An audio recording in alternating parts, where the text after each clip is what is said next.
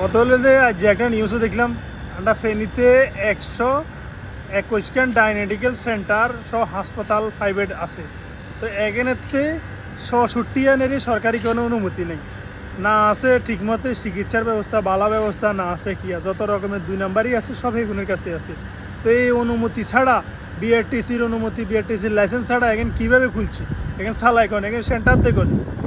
এতদিন পর্যন্ত সরকার আজ এতটা বছর গুজারি গেল, দেখেন ডায়নেটিক্যাল সেন্টার হাসপাতাল কেন হয়েছে অনুমতি লাইসেন্স ছাড়া?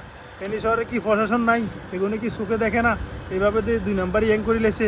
মানুষের অপারেশন করতে গেলে ঠিকমতো বালা করে অপারেশন করতে পারে না, মানুষ মারিয়ে লায়, মানে কোনো চিকিৎসা ঠিক নেই, কিছু ঠিক নেই। এখানে লাইসেন্স দিয়ে অনসাইড এখানে সেন্টারদের করে আর কত হইলো। আর যে এতটা বছর হয়ে গেল, এটার সেন্টার দিছে কম জায়গার জায়গায়। আর সরকারে কি এত বছর এখানে চোখে দেখে না? এতটা বছর সরকারের প্রশাসনে কি এখানে কি দেখে না? এভাবে যে মানুষের 2 নাম্বারই চিকিৎসা নামে প্রতারণা, সব 2 নাম্বারই ডায়নেটিক্যাল সেন্টার লাগবে মারা রাখছে। সিটিং বাট পারা ফেনী শহরের মাছ উদিয়ে লাগছে সালার সালা সিটিং বাট পার ও সুর গলায়।